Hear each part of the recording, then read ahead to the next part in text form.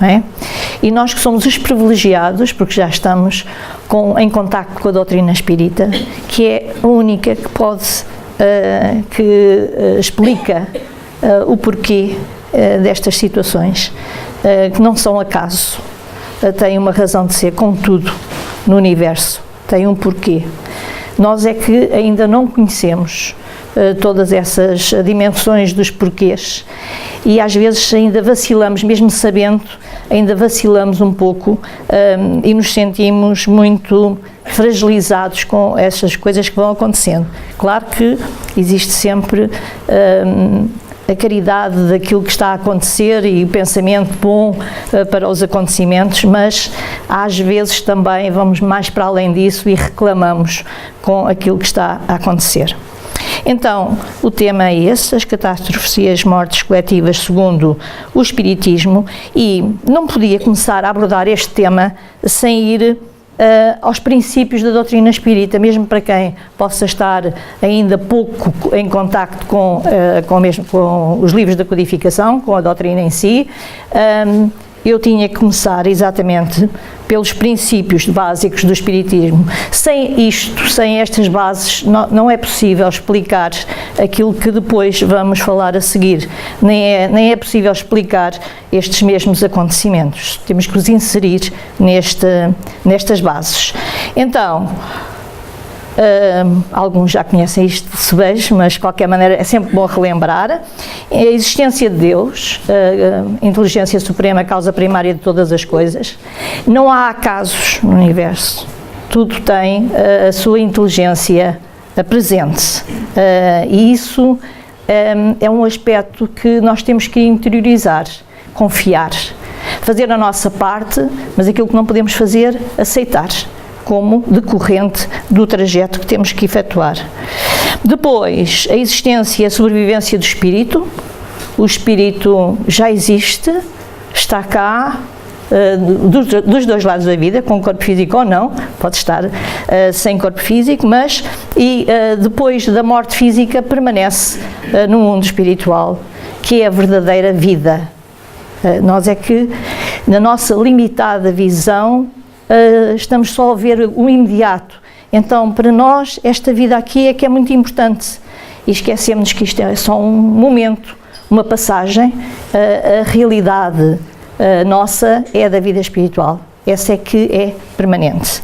Aqui estamos, efetivamente, num estágio de trabalho, numa oficina de trabalho. Então, o espírito continua a viver para além da vida física. Isto é fundamental para nós analisarmos depois estes fenómenos. A pluralidade das existências, ou seja, a reencarnação, é o meio através do qual o espírito vai progredindo, sempre e a cada vez que vem ao mundo físico, vem para uma nova etapa, para, esquecendo de certa forma o passado, não é? Podemos ter algumas intuições, mas não mais do que isso, podermos fazer uma reaprendizagem. Não vimos pagar coisa nenhuma, não vimos sofrer porque fizemos. Não, essas ideias temos que tirá-las das nossos corações, das nossas mentes. Vimos sim para nos reeducarmos. Tal o aluno, porque afinal somos crianças ainda espiritualmente falando, tal como o aluno que não aprendeu toda a matéria e que precisa recomeçar, passar novamente por ela para alicerçar esses conhecimentos. Nessa pluralidade das existências, na reencarnação e através dela, temos sempre presente a lei de causa e efeito, obviamente, não é? Exatamente por essa reaprendizagem. E não tenhamos dúvida, tudo aquilo que nós fazemos são marcas que ficam e um dia vamos ter que, de alguma forma, ter uma experiência que nos ajude a ultrapassar a imperfeição que deu origem a essa falta que nós cometemos. E devemos ter muitas, não é? Mas Deus, na sua bondade infinita, proporciona-nos sempre que nós façamos isso, se calhar em doses homeopáticas, assim devagarinho, porque não é na existência imediata que nós vamos colmatar essas faltas, não, de forma alguma, e nós vamos ver isso também daquilo que nós trazemos. Às vezes leva-se muitas encarnações pelo meio para que consigamos ter força, para consigamos ter caulo, digamos assim, para depois poder ter desafios mais desafiadores, digamos, repetindo a palavra, desafios mais difíceis em relação àquilo que tivemos anteriormente, dependendo da nossa maturidade emocional.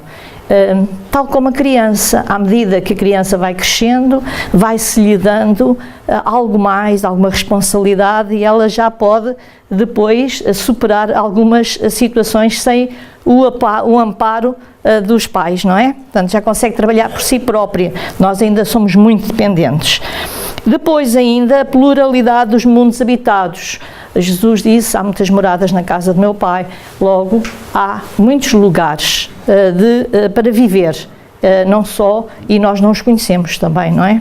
Mesmo fora do nosso plano. E ainda a comunicabilidade dos espíritos, porque as pessoas podem dizer, mas eu não ouço ninguém vir falar comigo. Eu também não sou média ostensiva, mas tenho intuição e, portanto, pela intuição eu de certeza absoluta que recebo muitas informações. E, portanto, isso é uma situação que todos temos, né?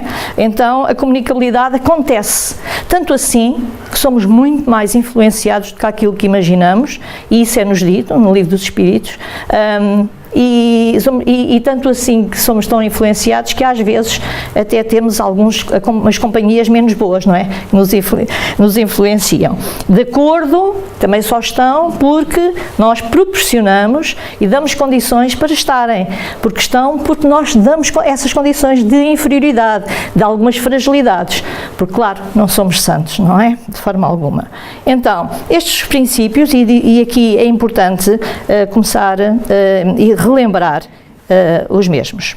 Depois, também no Livro dos Espíritos, na terceira parte, fala sobre a lei divina ou lei natural. E esta lei aparece dividida em 10 partes. Então também é bom nós conhecermos, nós somos regidos por leis, todos nós, portanto, independentemente de ser mais novo, mais velho, mais rico, mais pobre, toda a gente é abrangida da mesma maneira. E por isso, quem não conhece as leis naturais anda um bocadinho perdido, ainda não acordou para a vida realmente. E essas são as leis que nos fazem movimentar. Como, por exemplo, a lei da duração é um convite, vejam a terceira parte do Livro dos Espíritos. Nós não vamos falar de todas, claro, é só uma lembrança, mas há algumas aqui que vão estar implícitas naquilo que vamos conversar a seguir. A lei do trabalho, não é? É ótimo, a lei do trabalho que nos impulsiona para podermos crescer, conhecer, aperfeiçoar, estudar e nos movimentar, porque afinal a inércia não é boa para o espírito, nem o encarnado, nem o desencarnado. A lei da reprodução, a lei de sobrevivência, todos nós temos um instinto de sobrevivência, naturalmente, todo o ser vivo tem instinto de sobrevivência, e é bom também para nós nos acautelarmos, e porque temos que preservar a nossa vida física, o nosso corpo, digamos assim. Então é bom nós termos também essa lei bastante presente. A lei de transformação, é aquela que, tal como dizia o Lavoisier, nada se cria, nada se perde, tudo se transforma.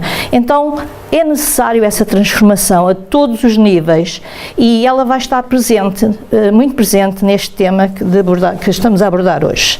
A lei de transformação, a lei de sociedade, porque ninguém vive sozinho, ainda que estejamos muito ligados ainda à vida tribal, digamos assim, à casta, à família, ao país, mas na realidade nós somos seres do globo, não é? Do planeta, e como tal, cada vez mais, e com o conhecimento que a doutrina nos dá, nós temos que alargar a nossa visão sobre esse mesmo mundo alargado, e o outro, seja ele qual for, esteja onde estiver, é filho de Deus, tal como nós, e é um irmão em caminhada.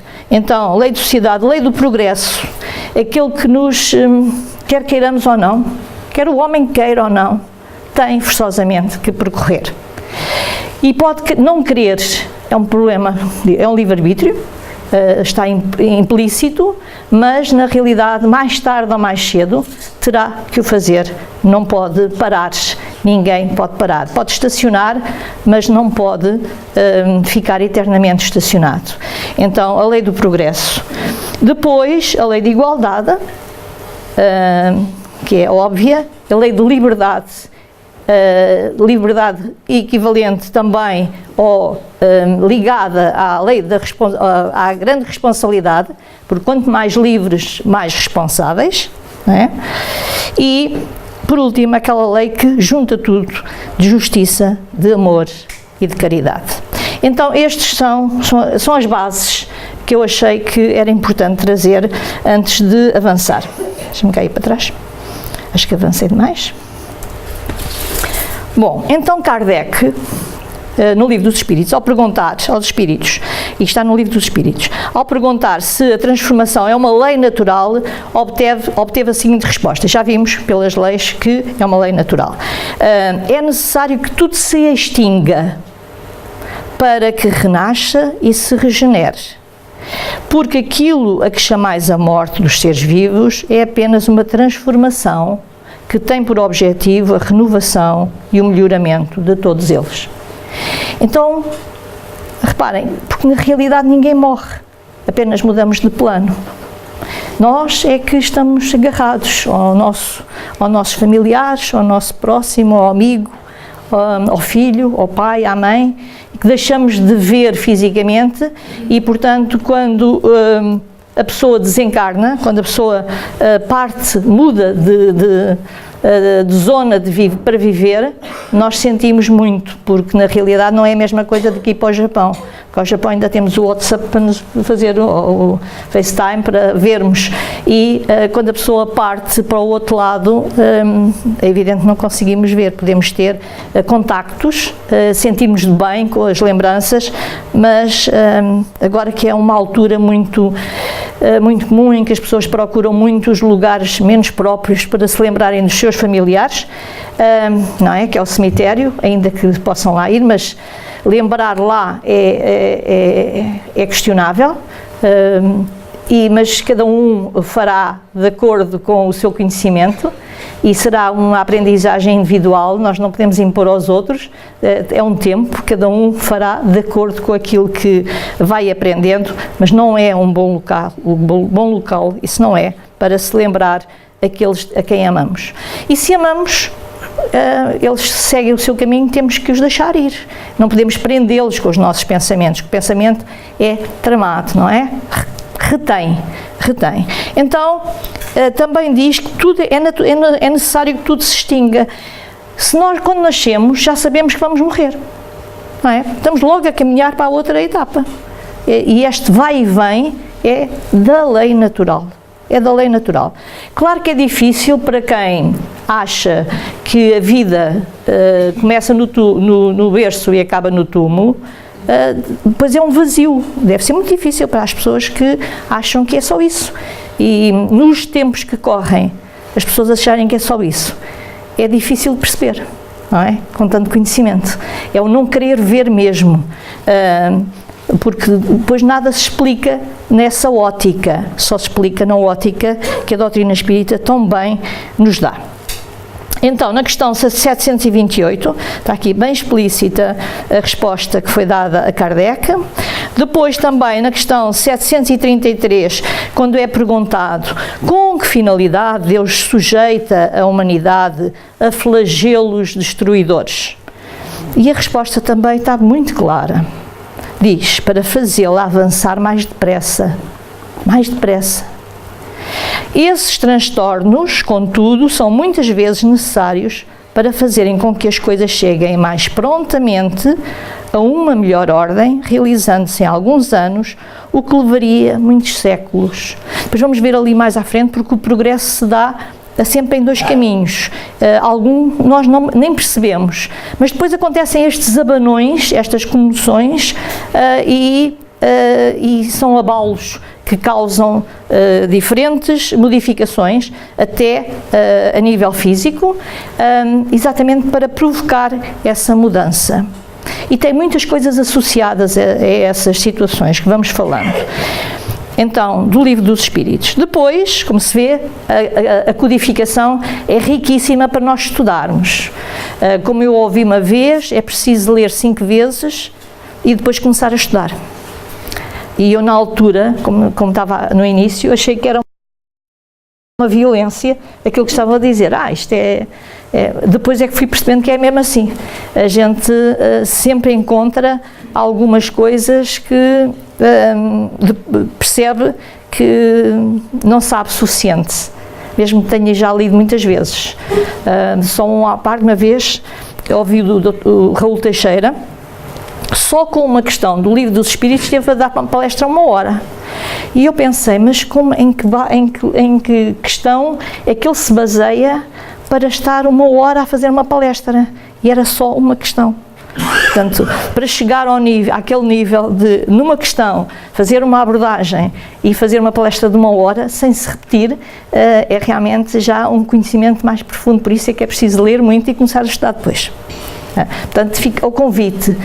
Os centros espíritas têm locais para estudar, e estudar em conjunto é diferente de ler em casa. Sempre. Vale a pena aproveitar a oportunidade. O tempo corre. Então, na Gênese, no capítulo 18, diz: os tempos são chegados. Ora, o que é que isto então significa?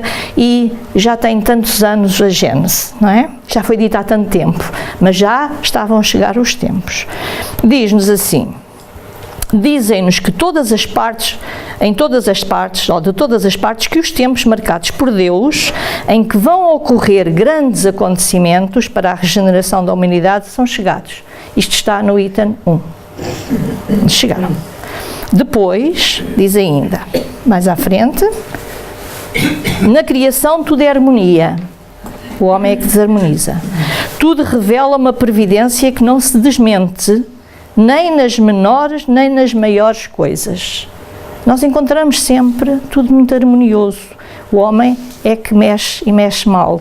E temos muitas coisas que não estamos a responder de uma forma correta. Tudo aquilo que existe no universo é para ser tratado bem. E nós não estamos a tratar bem o planeta que nos acolhe. Então, o nosso globo, como tudo o que existe, está submetido à lei do progresso. Então não somos só nós, está tudo interligado. O planeta, o nosso globo, como tudo o que existe, está submetido à lei do progresso. Ele progride fisicamente pela transformação dos elementos que o compõem, não é?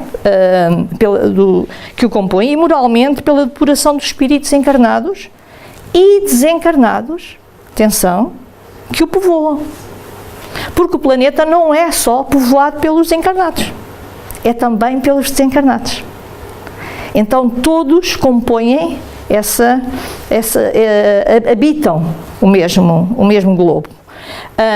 A perfeição da habitação, eu achei muito interessante esta expressão. A perfeição da habitação está relacionada com a do habitante.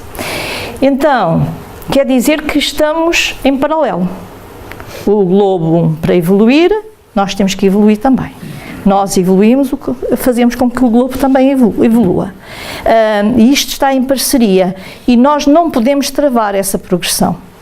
Podemos tentar, e há alguns que tentam retardá-la, pelas suas ações, pela destruição que causam, que não é boa.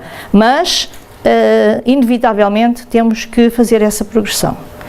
E que nós sabemos que o globo, o planeta está numa fase de mudança de mundo de provas e expiações para o mundo de regeneração.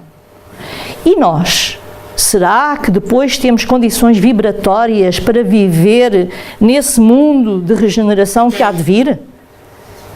Já não vem do meu tempo porque eu, entretanto, vou embora. Mas, não é, daqui a uns tempos, acaba-se a vitalidade e a pessoa vai embora, parte lá para o outro lado, tudo bem.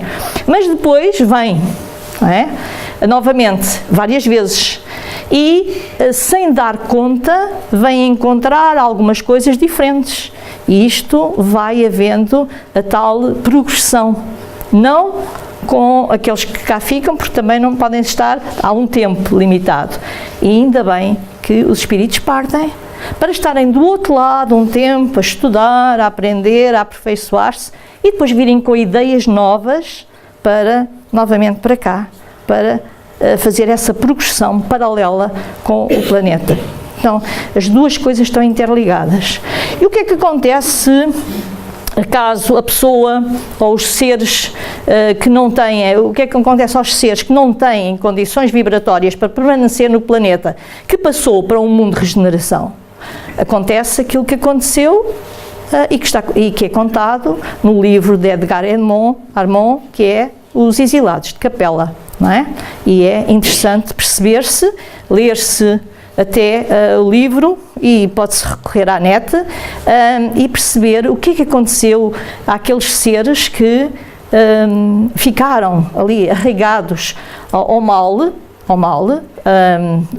à rebeldia, inteligentes, seres muito inteligentes, mas muito rebeldes, e que depois permaneceram ali.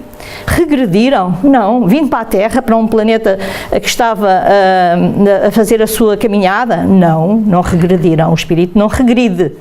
Só que vieram, foi para um ambiente que lhes era mais hostil e que eles tiveram que ajudar a progredir, fazer progredir. Ou seja, eles vieram com os seus conhecimentos ajudar um planeta que estava em desenvolvimento. E isso era uma penalização para eles, porque tiveram que criar tiveram que arranjar uma série de coisas que não tinham e foram criando, exatamente porque vinham de zonas mais evoluídas.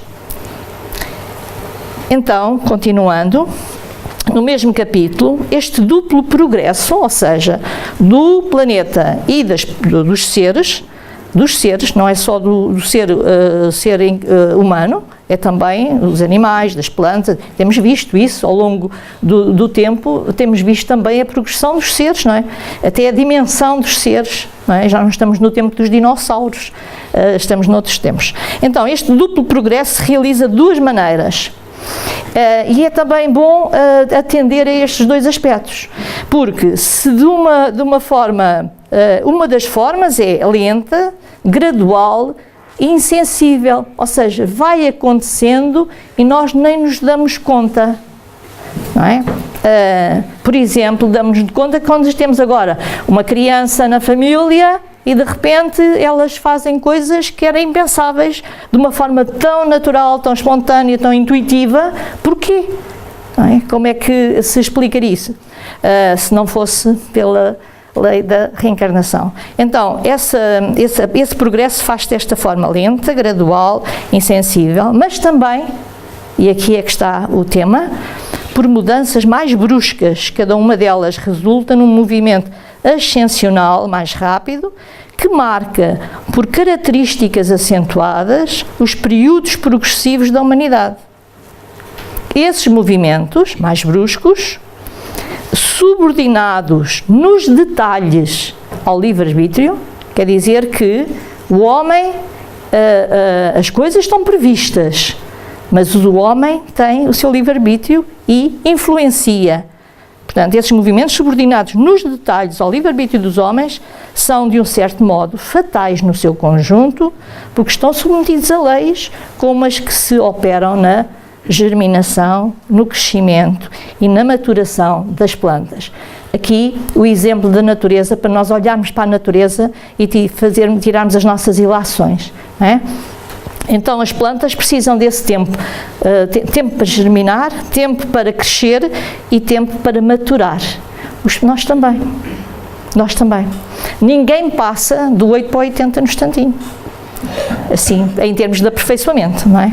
De progressão, todos temos um tempo.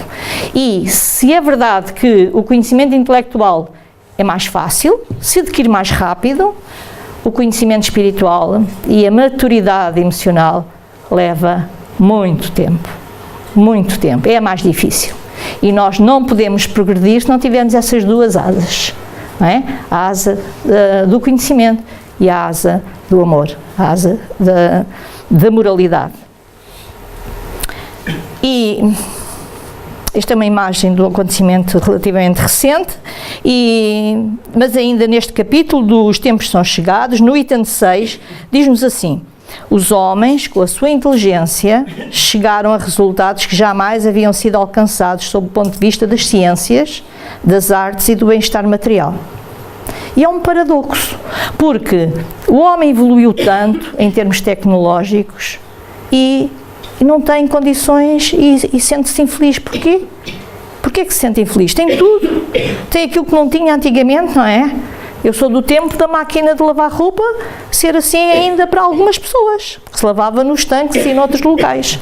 Mas lava-se à mão. Agora estão a ver, imaginar a roupa lavada naquela altura, ou eu agora ficar sem máquina de lavar. Era uma tragédia, não é? Tinha que ir a um desses postos aí para fazer a lavagem, não ia lavar à mão. Então nós não nos damos contas de tanta coisa que vai acontecendo e que ficou lá atrás e que nós hoje era impensável, não é? Ou fazer uma viagem com um calor imenso e não ter ar-condicionado. Mas eu lembro-me de termos que abrir as janelas e estarmos todos ali afogueados porque não havia ar-condicionado, não é? Ou de nos perdermos e não termos forma de comunicar, porque o telefone ficava em casa, não vinha connosco, não é? Então, há realmente um avanço muito grande e há uma insatisfação no ser humano. Cada vez mais doenças, cada vez mais insatisfação, cada vez mais desorientação, e é um paradoxo. Então, ainda lhes falta um imenso progresso a realizar, diz-nos na Gênese. O de fazerem reinar entre eles, entre os homens, a caridade, a fraternidade e a solidariedade, para assegurar o bem-estar moral. E também muitas vezes estas comoções, estas mudanças repentinas, estas tragédias que acontecem, vejam que está a provocar nas pessoas. É um convite para as pessoas ficarem mais fraternas, mais solidárias, não é?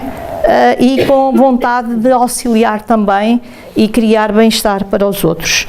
Também tem essa vertente. Portanto, ao haver uma mudança tão brusca, ela tende a chamar a toda a gente a cooperar nesse processo. No fundo, é um pouquinho como aquela situação de vir à casa espírita.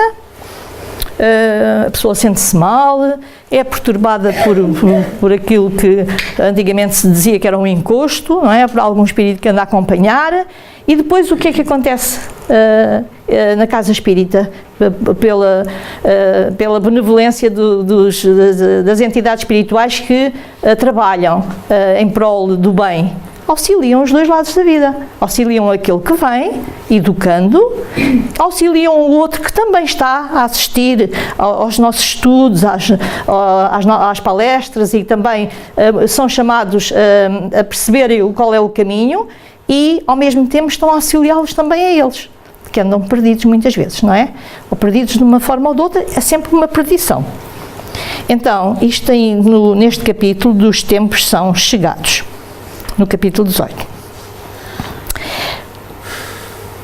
E ainda, uma mudança tão radical como a que se elabora não pode realizar-se sem comoção. Há uma luta inevitável entre as ideias. Entre as ideias. Portanto, aqui já não é o planeta que está a manifestar-se de uma forma intempestiva, são as pessoas que, entre si, também estão a reagir de uma forma intempestiva com as ideias. E depois, como nós ainda temos aquela situação do orgulho e do egoísmo, cada um de nós acha que é o que está a pensar certo, não é? É tal verdade que é a verdade só de cada um, porque não pode ser verdade para o outro, se pode ser a minha, mas é a minha, não é a do outro. E a minha depende dos conhecimentos que eu tenho e daquilo que eu consigo ver e tirar proveito falando com os outros, porque eu posso não aceitar aquilo que o outro está a dizer e continuar a bater que eu é que tenho razão. Esse é que é o grande problema e o desafio para nós termos uma forma diferente de ler e de nos comportarmos. Então, uma mudança tão radical como a que se elabora não pode realizar-se sem comoção. Há uma luta inevitável entre as ideias. É da luta de ideias, depois há aqui um período que eu não passei tudo, claro, é da luta de ideias que surgirão os graves acontecimentos anunciados e não de cataclismos ou catástrofes puramente materiais. Portanto, aqui neste texto já está bem presente que as lutas, aquilo que está acontecendo no planeta não é só por causa das questões físicas do planeta. Não é só o vulcão que de repente começa a laborar, não é só o tsunami que aparece e que destrói uma zona grande alargada, não. É também a luta entre as ideias. Não é? Hoje não são mais as entranhas do planeta que se agitam, são as da humanidade. Ora, continuando, neste livrinho da psicografia de Divaldo Pereira Franco e num capítulo que é ante os flagelos destruidores, Joana de Ângeles diz-nos: espíritos gravemente comprometidos com a ordem e o dever, sintonizam uns com os outros e se reúnem em lugares onde as destruições irão acontecer. Desse modo, resgatando os crimes hediondos cometidos contra a humanidade em reencarnações anteriores e que lhe pesam ou pesavam na economia moral. Então, não há casos. Porquê é que de repente há um acontecimento e as pessoas estão na hora errada, no sítio errado? Diz-se, estava no sítio errado e na hora errada. Não era, não. Estava no sítio certo e na hora certa para aquela pessoa. Porque de repente há um avião que cai, morrem não sei quantas pessoas, mas houve alguém que não partiu, que à última hora perdeu o transporte, ou teve uma situação em casa que a impediu de ir. E porquê é que essas coisas acontecem? Todos nós vimos isso, e vimos isso no 11 de setembro, e vimos isso, estamos a ver constantemente essas situações. Acasos? Foi sorte. Não há sorte. Agora, as pessoas é que, na sua programação de vida, ou naquilo que elas entendem que podem fazer e podem querer mudar, podem ir fazendo mudanças no seu karma. Aquela situação do karma mau, não há karma mau, há karma mau e há karma bom. Agora, se eu tenho situações para aprendizagem, que decorrem de reencarnações anteriores, eu posso, em cada dia, ir modificando algumas coisas e minorando aquilo por que tenho que passar. Isso é um trabalho que nós podemos fazer. E nós estamos sempre a construir destino, a cada momento. Isto eu acho que é extremamente importante. Aquela situação, tem que acontecer. Não tem que acontecer. Pode haver essa possibilidade se a pessoa se mantiver com a mesma postura que tinha. Agora, se mudar, se fizer até aquelas mudanças mais bruscas em si próprio, não é? Porque há pessoas que conseguem fazer mudanças mais bruscas em si próprias, então elas podem inverter o seu curso e se calhar até podem ser aquelas que à última hora não partiram no avião. Tudo depende. Ou não tinham que estar naquele processo. Mas aqui está muito claro e ainda nos diz mais Joana de Ângeles. Diz-nos: não existindo o acaso, as divinas leis elaboram programas de expurgo e de purificação para os infratores que necessitam da experiência dolorosa a fim de se reajustarem no conjunto espiritual. Portanto, não há acaso. Há necessidade de passar pelas provas, de alguma forma, para a pessoa fazer a sua aprendizagem. Bom, e depois eu tirei esta imagem, tirei da net, também no livro Vigilância, que diz: a vida pessoal escreve nas experiências de cada ser as diretrizes para as suas conquistas futuras. Portanto, aquilo que nós fazemos, aquilo que nós sentimos, nós pensamos, podemos fazer ou não fazer, mas tudo isso está marcado no nosso ser, no nosso corpo espiritual. São marcas que ficam. E aí nós não podemos livrar-nos dela, a não ser sentindo de forma diferente.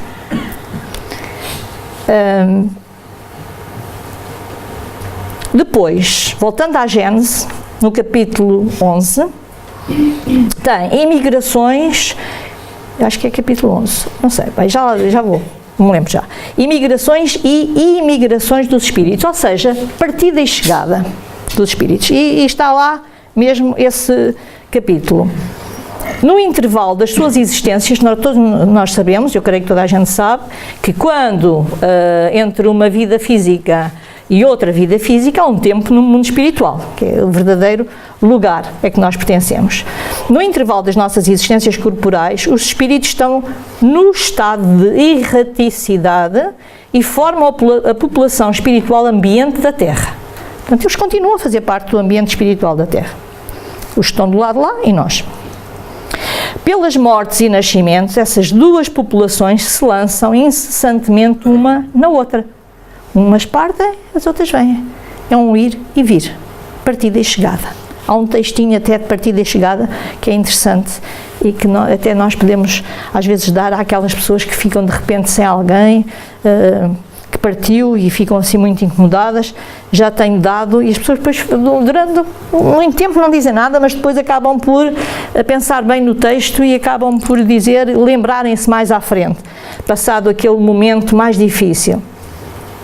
Há, pois, diariamente imigrações do mundo corpóreo para o mundo espiritual, ou seja, de cá para lá, e há de lá para cá, com os nascimentos. Para o mundo corpóreo, e é a situação normal. Isto é no capítulo 11, exatamente, no item 32. Ora, e depois temos a nossa postura perante estas coisas. Eu vou fazer aqui uma à parte. Quando nasce uma criança, nós ficamos muito felizes, não é?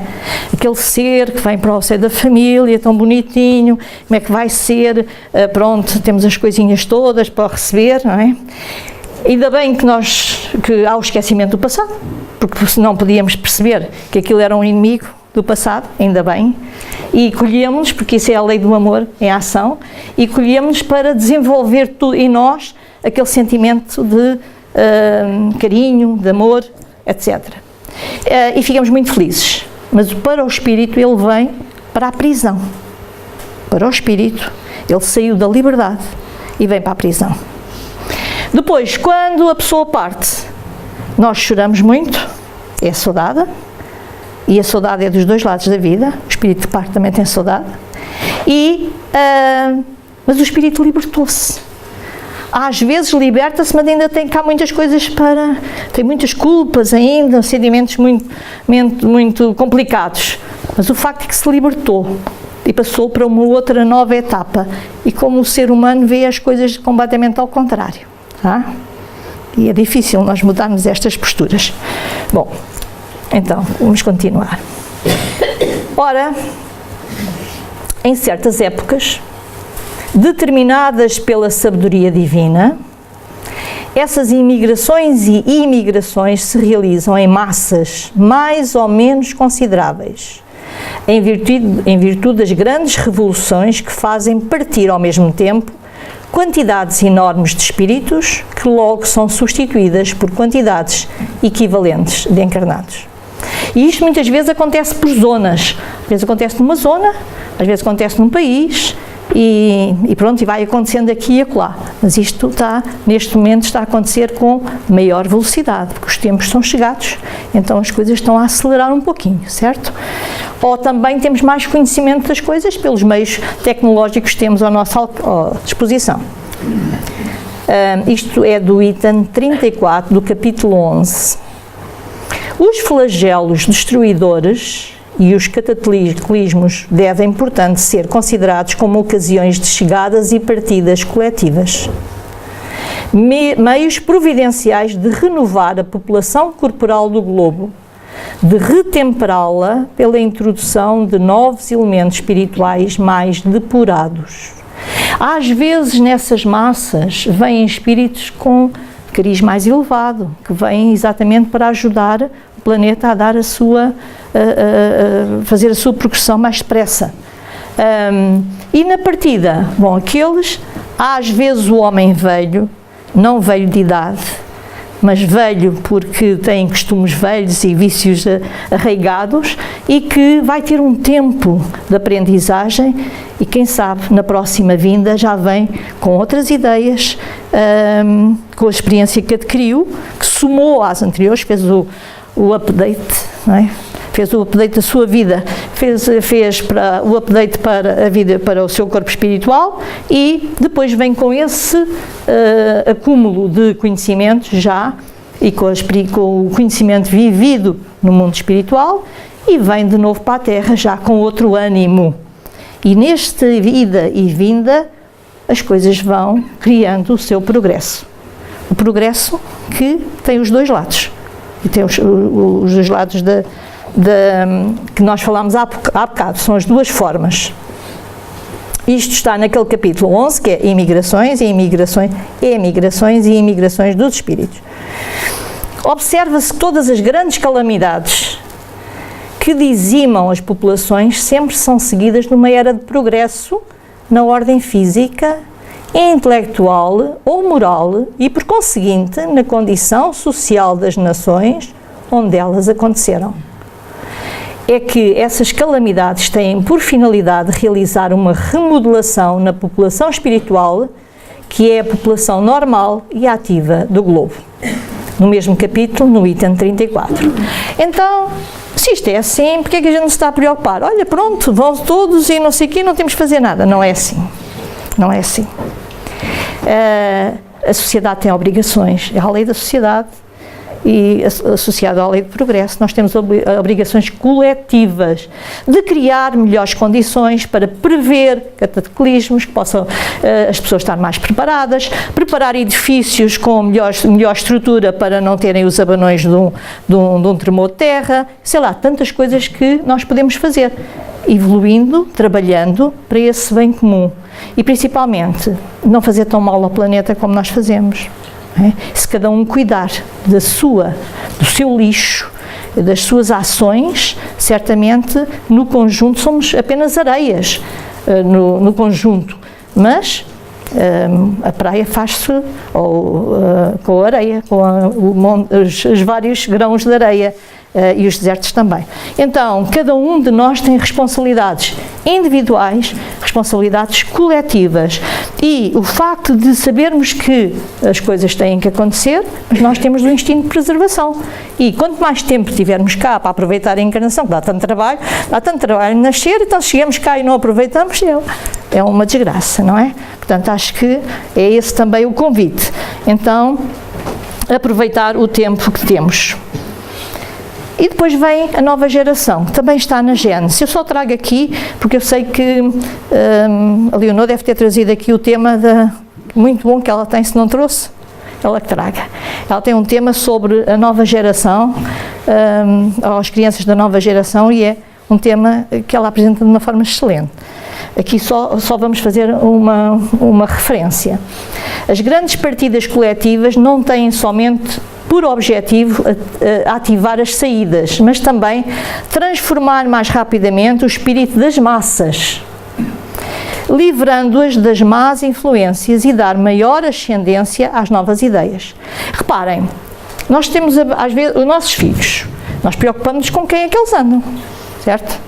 Se andarem num grupo menos bom, temos de ter cuidado, ver quais são as influências que exercem e tentamos que ele não tenha essas influências, chamando a atenção, lembrando isto ou lembrando aquilo. Com os espíritos também acontece. Se vierem uns quantos que vêm para um ambiente, ainda que tenham muito ainda para depurar, todos temos, mas se vierem para um ambiente mais propício e que seja um ambiente mais harmonioso, às vezes não descambam como se descambariam se fosse para um grupo onde estivessem todos muito maus. Então aí seria bem mais difícil. É isso que nos diz. Portanto, as grandes partidas coletivas não têm somente por objetivo ativar as saídas, mas também transformar mais rapidamente o espírito das massas, do conjunto das pessoas, livrando-as das más influências e dar maior ascendência às novas ideias. Depois, antes disto, eu queria lembrar, há vários temas que são abordados e foram abordados nestas situações de calamidades, acontecimentos coletivos. Há vários no Brasil, há outros noutros locais que já foram também explicados por Divaldo Pereira Franco, mas há um que eu me lembro e que está no livro Cartas e Crónicas, Psicografia de Chico Xavier, e é o espírito Humberto Campos que se assina com Irmão X e que conta, e é a tragédia do circo. Não sei se toda a gente conhece ou se lembra. Em 1961 houve um acontecimento no Brasil, na cidade de Niterói, em que num circo onde estavam 3.000 pessoas, houve um incêndio, porque alguém que estava um bocadinho desequilibrado, tinha sido despedido, resolveu vingar-se e, conjuntamente com mais 2 pessoas ou 3, incendiou e, portanto, morreram 500 e não sei quantas pessoas, 503 ou o que foi, e houve 800 feridos, mas dessas pessoas que morreram, 70% eram crianças. E foi assim, naquela altura, um acidente muito grande. Conta Humberto Campos nesse livro Cartas e Crónicas. E então, porque foi contado aí, eu trouxe só a ideia. Isto foi em 1961. No ano 177 desta era, Marco Aurélio, o imperador romano, permitira se aplicassem na cidade, com o máximo rigor, todas as leis existentes contra os cristãos. Ele não tinha nenhuma lei que tivesse aprovado, mas ele permitia que se fizessem várias coisas contra os cristãos. E então havia sempre momentos em que se inventavam novas formas de barbaridades que eram depois expostas e partilhadas por muita gente. Inventavam-se tormentos novos. Houve uma ocasião em que ia chegar alguém que ele tinha muito apreço e havia uma comemoração especial. E então era o Lúcio Galo, era um famoso cabo de guerra, que ia chegar no dia anterior, no dia seguinte. E então eles resolveram imaginar uma situação para festejarem daquela forma tão bárbara. Quando estavam a combinar como é que iriam fazer este festejo, na multidão, na Assembleia, nestas coisas, assembleias que às vezes as pessoas ficam assim um bocadinho, ultrapassam os limites, alguém gritou: cristãos às feras. Cristãos às feras. E então sim, era uma boa ideia. E então começaram a pensar como é que iriam fazer. E disseram, Álcio sugeriu: poderíamos reunir nesta noite aproximadamente 1000 crianças e mulheres cristãs, guardando-as nos cárceres. E amanhã, coroando as homenagens, ajuntá-las-emos na arena, molhada de resinas e devidamente cercadas de farpas embebidas em óleo, deixando apenas passagem estreita para a liberação das mais fortes. Depois de mostradas festivamente em público, incendiaremos toda a área, deitando sobre elas os velhos cavalos que já não sirvam aos nossos jogos.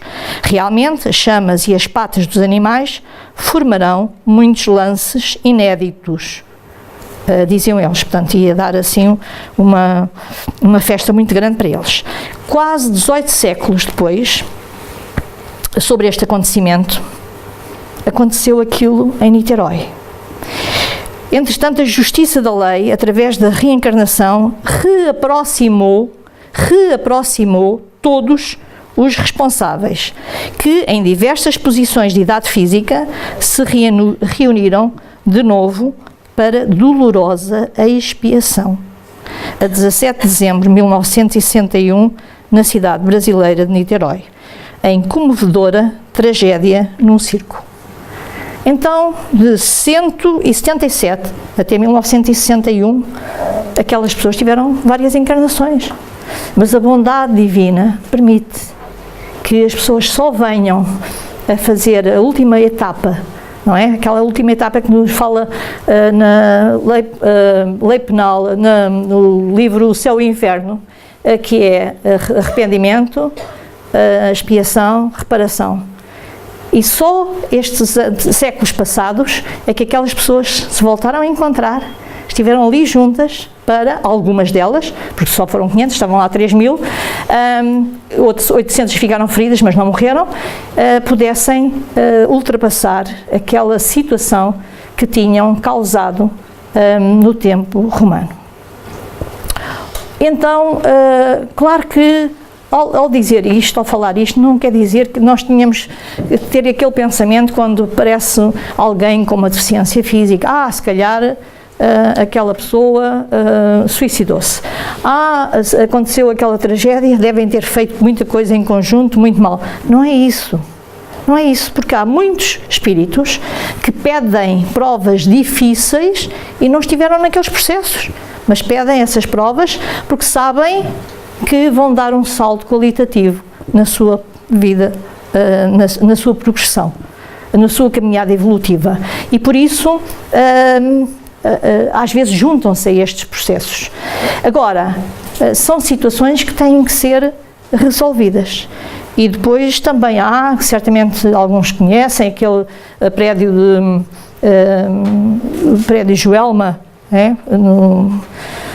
no Brasil, e um outro prédio em 1972, 74, em São Paulo, que arderam também e que morreram 200 pessoas, e que também há escritos, através de Chico Xavier, dizendo que essas pessoas tinham pertencido, no século XI e até ao século XIII, tinham pertencido às cruzadas.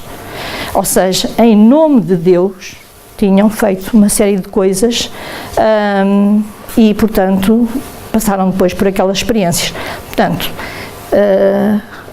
a reencarnação não diz que tem que ser logo que a pessoa tem que reeducar. Só acontecerá quando ela tem condições para passar por esses processos. Por isso, nós vimos as coisas que nos acontecem, se calhar tinham que acontecer ainda muito mais. Temos que estar bem. Pronto, se acontece, temos que amanhã, outro dia, temos que tentar ultrapassar. Porque se nós fôssemos realmente ter que passar por todas as situações que já que criámos no passado, então era bem pior. Portanto, nós vimos com doses homeopáticas, sim, devagarinho, prestações, prestações. Vimos para colmatar, para reaprender, para reaprender. E então eu trago esta última imagem, porque nesta nossa curta visão imediatista, nós só vimos aquilo que está à nossa frente, não temos a visão do conjunto, do abarcar.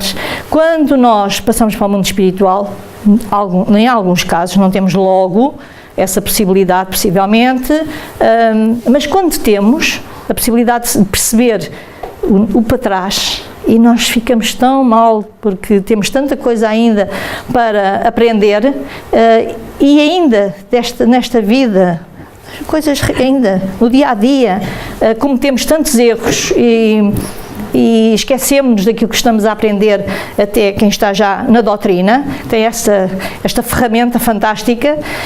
Mesmo assim, nós temos dificuldade em ultrapassar algumas situações, mas quando lá chegamos acima, quando estamos lá no alto a ver as nossas vivências anteriores, nós pedimos para situações difíceis.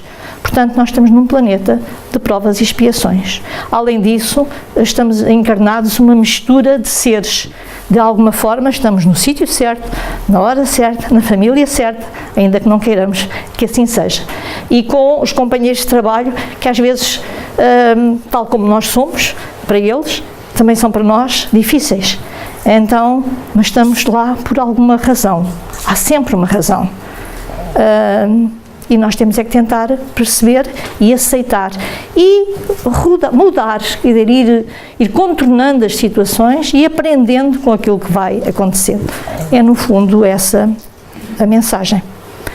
e, portanto, as catástrofes têm que acontecer. E estas mutações entre os espíritos também. Não sei se passei bem a mensagem. Então, a bibliografia, o Livro dos Espíritos, a Gênese, a Liberta-te do Mal, a psicografia de Divaldo, de Joana de Ângeles, e Cartas e Crónicas do Irmão X, pelo Chico Xavier.